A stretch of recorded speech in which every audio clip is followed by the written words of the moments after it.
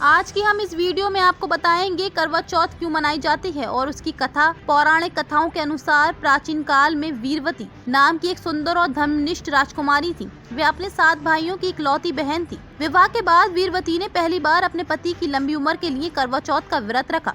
उसने दिन भर अन्न जल ग्रहण नहीं किया और पूरी श्रद्धा के साथ व्रत का पालन किया, लेकिन दिन ढलते ढलते भूख और प्यास के कारण वे अत्यधिक कमजोर हो गयी। वीरवती की ये दशा देखकर उसके भाई चिंतित हो गए।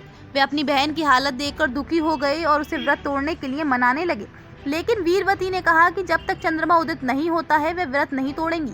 वीरवती के भाइयों ने अपनी बहन की हालत देखकर एक उपाय सोचा। उन्होंने पेड़ की आड़ में छल से एक दर्पण का उपयोग करके नकली चंद्रमा बना दिया।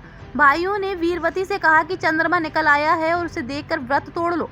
वीरवती ने वह नकली चंद्रमा देखकर व्रत तोड़ दिया और जल ग्रहण कर लिया। जैसे ही उसने व्रत तोड़ा, उसे ये सूचना मिली कि उसका पति गंभीर रूप से बीमार हो गया है। वीरवती को तुरंत आभास हुआ कि उसने चंद्रमा की पूजा किए बिना और सही समय से पहले व्रत तोड़ दिया, जिसके कारण ये अनहोनी हुई। वे अत्यधिक दुखी हुई और पश्चाताप करने लगी। अपने पति की लंबी आयु के लिए वीरवती ने दृढ़ संकल्प लिया और पूरी श्रद्धा के साथ करवा चौथ का व्रत फिर से रखा। उसकी भक्ति और समर्पण से प्रसन्न होकर माता पार्वती ने उसे आशीर्वाद दिया और उसका पति स्वस्थ हो गया।